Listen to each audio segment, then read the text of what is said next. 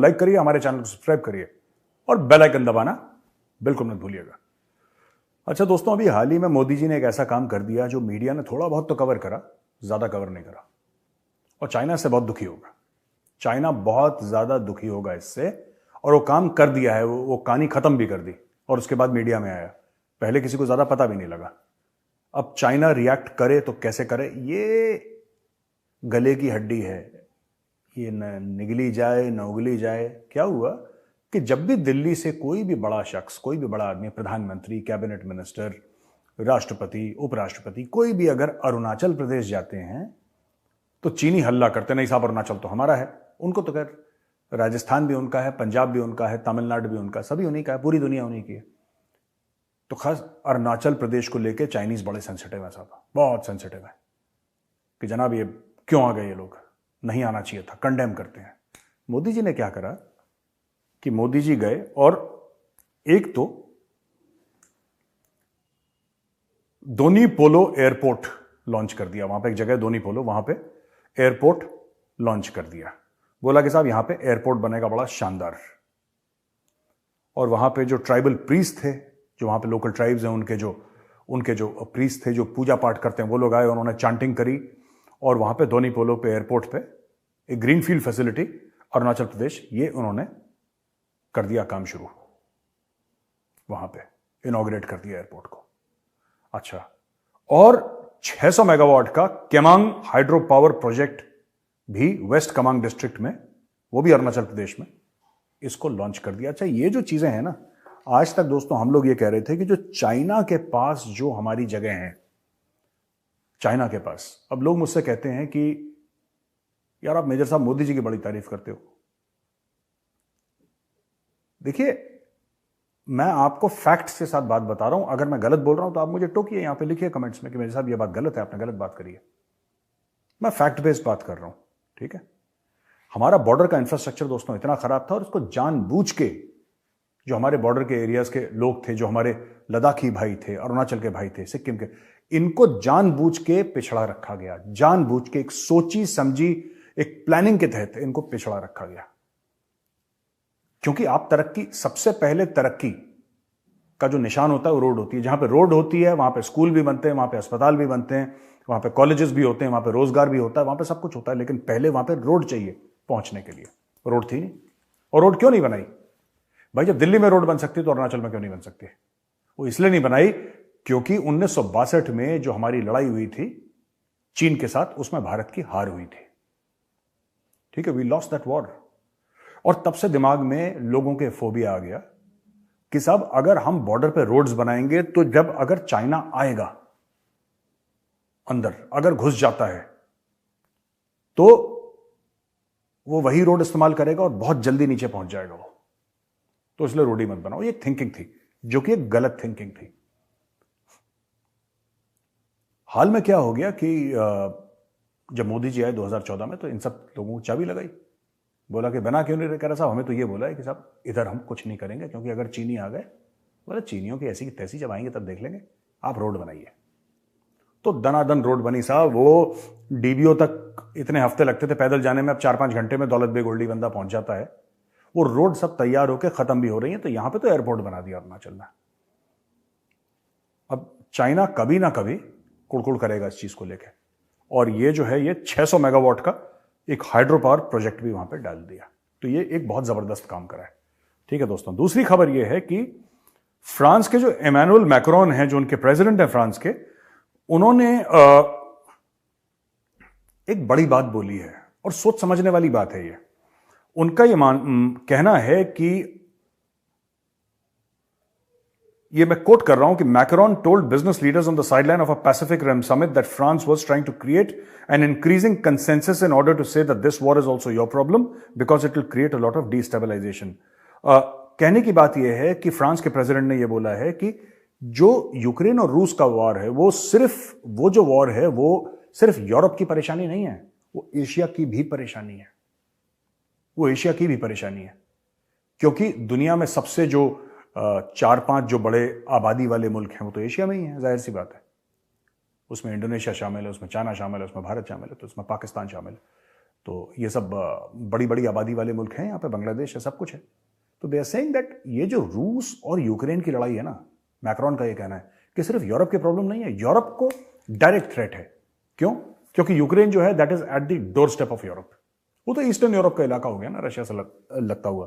तो ठीक है, हो सकता है कि रूस के तेल की वजह से, रूस के गैस की वजह से, रूस के अटैक की वजह से यूरोप को ऐसा लगता है कि हमारी फिजिकल सिक्योरिटी थ्रेटेंड है। वो एक अलग बात है, वो एक अलग बात है। लेकिन सबसे बड़ी बात यह है कि यहां पे जो प्रॉब्लम आ रही है वो ये प्रॉब्लम आ रही है कि एशिया भी इंपैक्ट होगा। जब डिस्टेबलाइजेशन होगा, डॉलर में उथल पुथल होगी, फाइनेंशियल मार्केट्स में उथल पुथल होगी, तेल की कीमतों में, एनर्जी की कीमतों में उथल पुथल होगी और क्राइसिस होगा। तो इससे, इस पूरे सूरत हाल से एशिया जो है अपने आप को अलग नहीं रख सकता।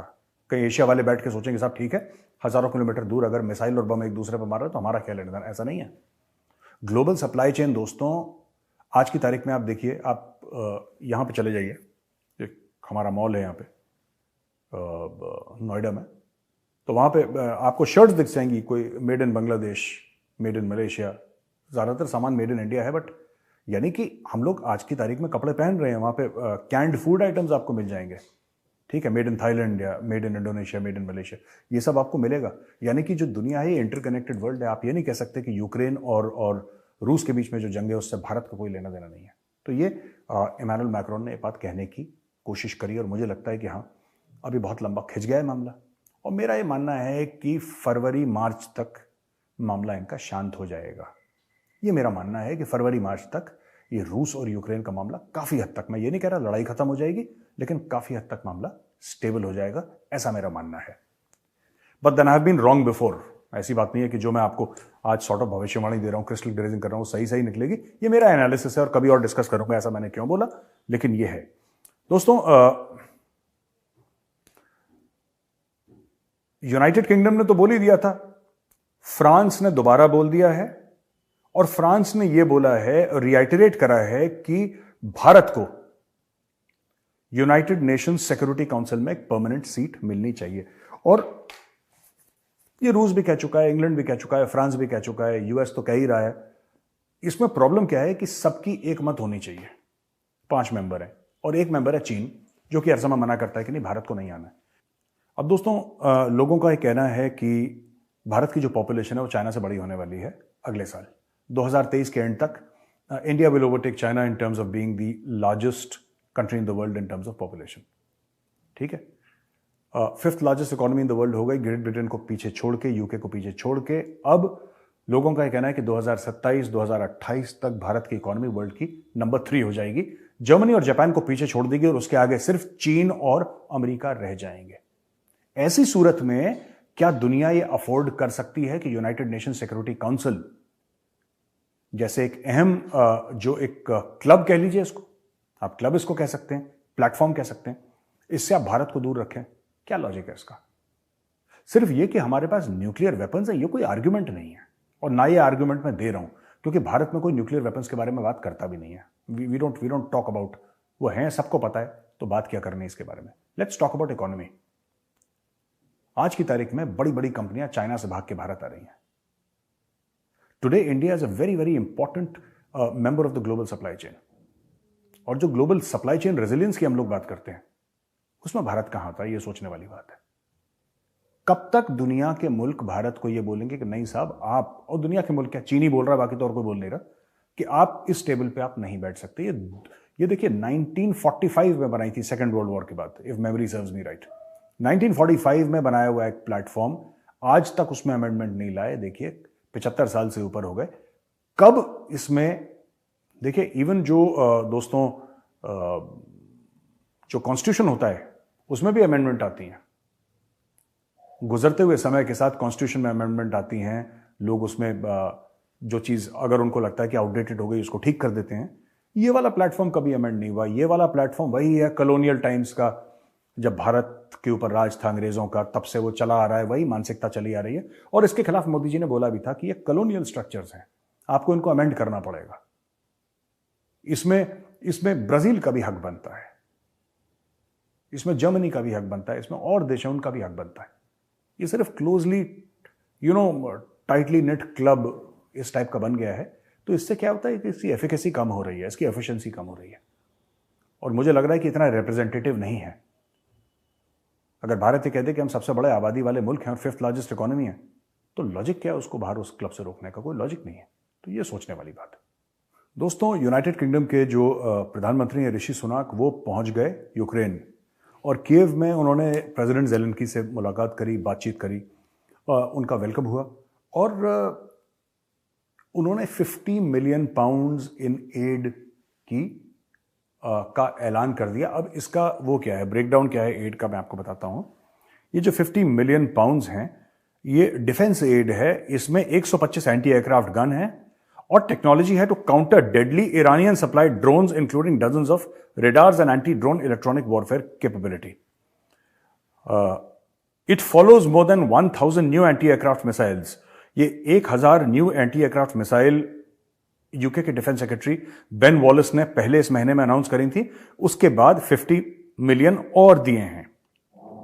बीबीसी ने कवर करी है स्टोरी, और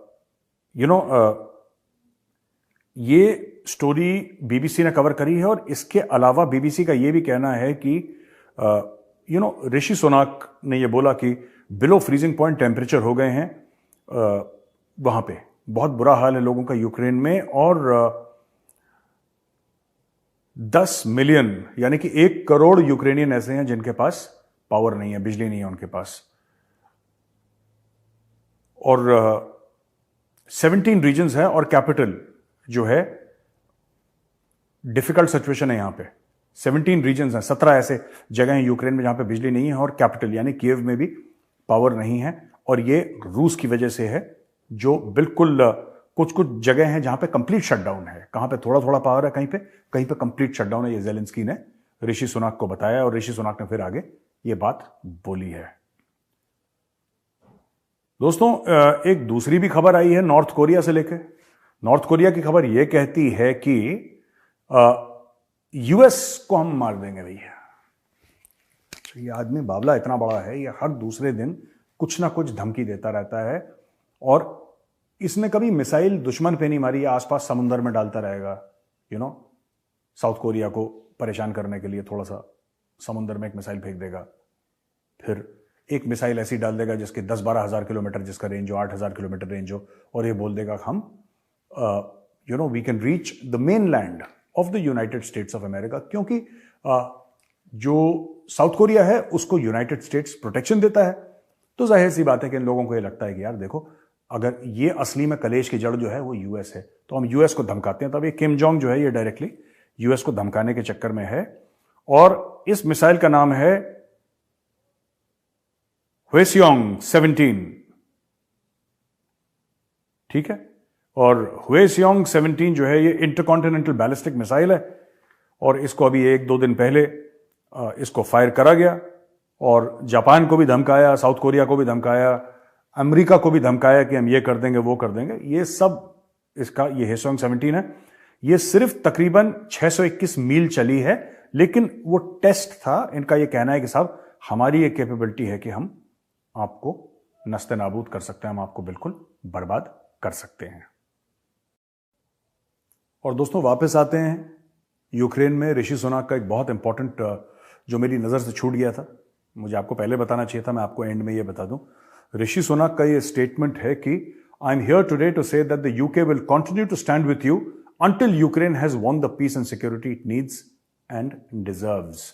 एक प्रेसिडेंट व्लादिमीर ज़ेलेंस्की जो है इनके साथ एक प्रेस कॉन्फ्रेंस करी और बोला है कि यूके जो है, यूनाइटेड किंगडम, इंग्लैंड जो है आपके साथ खड़ा रहेगा, और तब तक आपको सपोर्ट करता रहेगा, तब तक आपको फंड करता रहेगा, जब तक आप जीत नहीं जाते वो पीस, वो सिक्योरिटी जो आप डिजर्व करते हैं, जो आपका हक है।